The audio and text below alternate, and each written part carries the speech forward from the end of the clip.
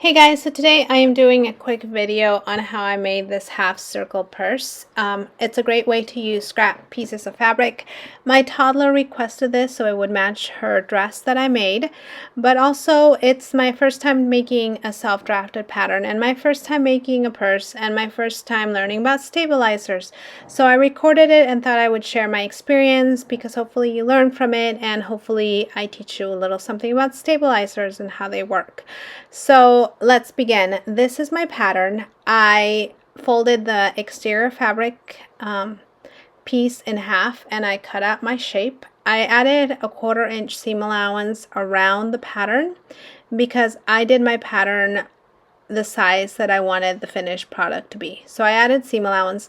Now you won't just be cutting the exterior fabric, you will also need to cut lining pieces, whatever your interior fabric will be, as well as the stabilizer pieces. And if you are using Wonder Under, you will also need to cut out the Wonder Under in the same method that I am doing. But once you cut like the exterior, you have your pattern with the seam allowance, so you can do that. So here are my stabilizers. I went to Joann's and I bought Craft Fuse 808, Wonder Under 805, and on the right hand side is Heavyweight Stabilizer, which is kind of a creamish color, number 50, and that's a little bit sturdier. And then Style 926 is the one that I'm holding. It is called Extra Firm Stabilizer. So because I had 3 pattern pieces, I knew I would use 3 different kinds of stabilizer for each piece so I could see how it worked and how it would look in a finished product. So when I make my next purse, I'll know which stabilizer to use. So here I have all of my pieces cut out. I have my exterior piece, my Wonder Under, and my stabilizer. So this is my pocket piece, and for the pocket piece I use Extra Firm Stabilizer 926. I use Wonder Under to fuse it together, and I learned very quickly that you should iron definitely the exterior fabric rather than the stabilizer side because it can crease in the exterior if you're not paying attention. So just one lesson learned. This is my side of my purse, and for that I used 808 Craft Fuse, and it already comes with a sticky side, which I thought was awesome because I did not need to use any Wonder Under, saved me a step. This is the exterior piece. I use number 50 Heavyweight Stabilizer, and I did need to use some Wonder Under for this. I had a bright idea, decided I would iron on the Wonder Under onto my stabilizer, then peel off the paper, and then all of it would transfer onto my stabilizer and I would just be able to iron on my exterior piece. As you can see, it did not work out. You need to sandwich in the Wonder Under between your stabilizer and your main fabric. So I had to recut the pattern piece and redo it all again. So I learned I learned a few key lessons just right there with how to add the stabilizer to my fabric. So once I was done adding my stabilizer to my exterior fabric, then I needed to add my lining to my pieces. So once again, the pocket, Wonder Under, and then adding my interior lining fabric, which in this case is just some cotton piece of fabric that I had. So like I said, make sure you're careful because it will crinkle if you're not paying attention. This is my side piece, which had the 808 Craft Fuse, and for the other side, when I was adding my lining, I did have to use some Wonder Under to attach the piece. And last is my Heavyweight Stabilizer to my exterior fabric.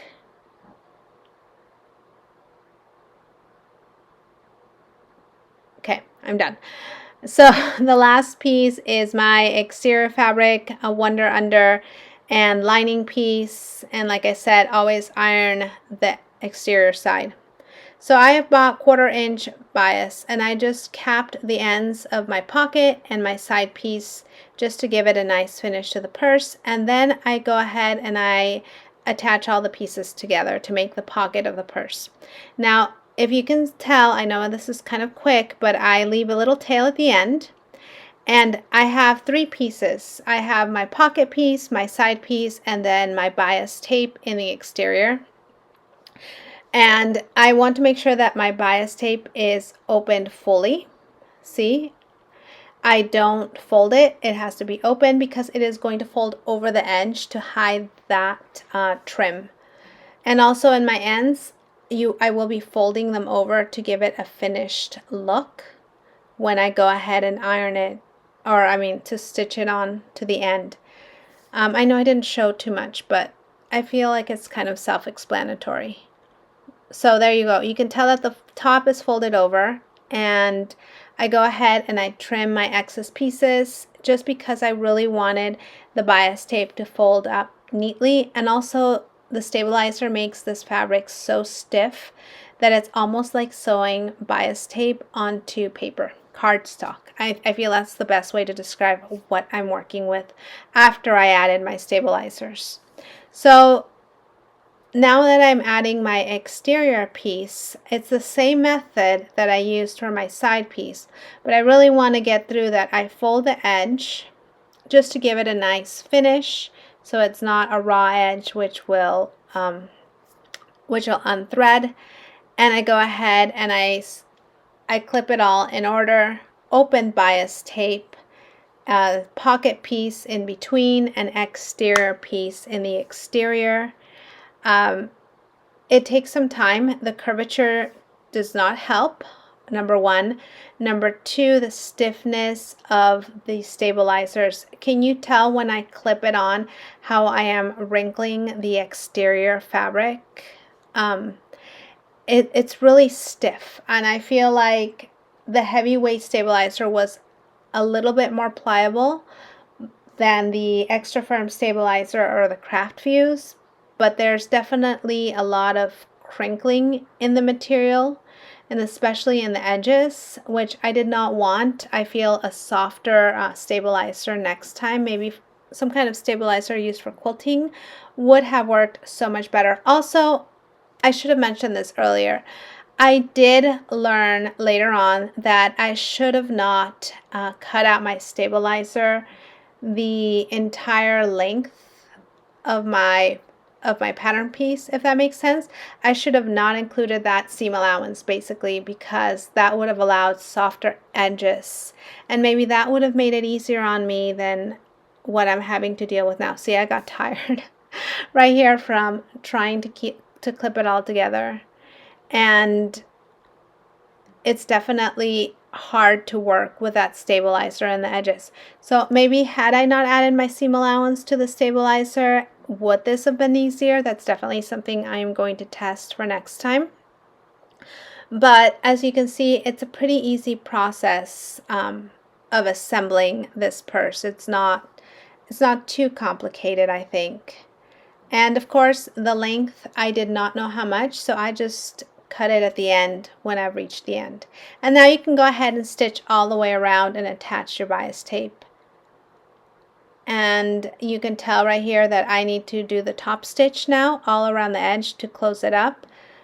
And you can either trim the edge or you can leave it as it is and go ahead and just top stitch all the way around. And now the purse is pretty much finished. Now I realized when I was doing this that I forgot to add my handles. And you can definitely do that in the beginning when you're doing that little tiny side piece. Or you can do it now, which is what I did. I just cut my bias tape to make a handle. I stitched it close. This is the same 1/4 inch bias tape, and I just stitched it to the edge right there, you can tell. And I decided to add a little Velcro at the edge at the bottom for some closure. Overall, a great project, but here is where I need to get into the stabilizer. So in the exterior, I used the heavyweight stabilizer number 50. You can tell, I feel it was one of the best stabilizers that I used out of all of them, but can you tell the crinkling like at the top? It doesn't fold well. It's not as soft, it's creased.